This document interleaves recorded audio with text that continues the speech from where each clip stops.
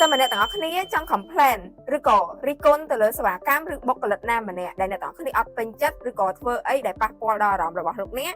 ទាំងអស់គ្នាគួរតែចាប់ផ្ដើមពីចំណុចទាំងអស់នេះទី1តើបញ្ហាហ្នឹងជាបញ្ហាអ្វីអ្នកទាំងអស់គ្នាគួរតែប្រមូលព័ត៌មានអំពីបញ្ហាហ្នឹងឲ្យបានច្បាស់លាស់ហើយនឹងលម្អិតមុននឹងយើងយកទៅ complain ទៅលើសេវាកម្មឬក៏បុគ្គលិកម្នាក់ហ្នឹងទី2ប្រាប់ព័ត៌មានអ្វីដែលយើងអត់ពេញចិត្តទៅអ្នកគ្រប់គ្រងផ្ទាល់ឬក៏មេនៅតំបន់ហ្នឹងផ្ទាល់តែម្ដងដើម្បីឲ្យគាត់ជួយដោះស្រាយជាមួយនឹងបញ្ហាមួយហ្នឹងទី3បើសិនជាអ្នកទាំងអស់គ្នាអត់ហ៊ាននិយាយផ្ទាល់ជាមួយនឹងអ្នកគ្រប់គ្រងនៅទីហ្នឹងទេអ្នកទាំងអស់គ្នាអាចឆាតទៅក្នុងFacebook page របស់ពួកគាត់ឬក៏បណ្ដាញសង្គមផ្សេងៗដែលពួកគាត់ប្រើប្រាស់ឬក៏ផ្ញើជា email ទៅក្នុង website របស់គាត់ក៏បានដែរដើម្បីប្រាប់ពីបញ្ហាឬក៏អ្វីដែលអ្នកទាំងអស់គ្នាអត់ពេញចិត្តឬក៏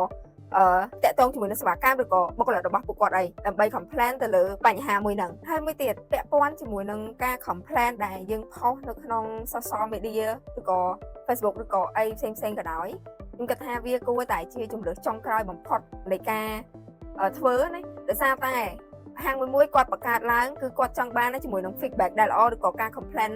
អីផ្សេងព្រោះគាត់អត់នៅហាងហ្នឹងទេអញ្ចឹងបើសិនអ្នកទាំងអស់គ្នាចង់ complain គួរតែឆ្លងកាត់ពួកគាត់ជាមុនសិន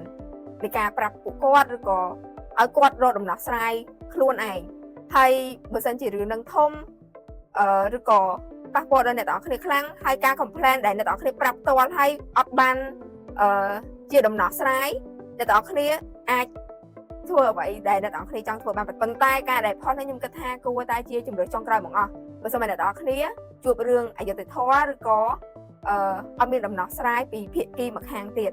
ហើយរឿងទាំងអស់ហ្នឹងជារឿងដែលប៉ះពាល់ដល់អ្នកទាំងអស់គ្នាខ្លាំងអ្នកទាំងអស់គ្នាអាចធ្វើអ្វីដែលអ្នកទាំងអស់គ្នាចង់ធ្វើបានហើយសម្រាប់វីដេអូនេះមានតែប៉ុណ្្នឹងបើសិនអ្នកទាំងអស់គ្នាមានយោបល់អីទៀតអ្នកទាំងអស់គ្នាអាច comment នៅខាងក្រោមបានហើយយើងនឹងជួបគ្នានៅវីដេអូក្រោយ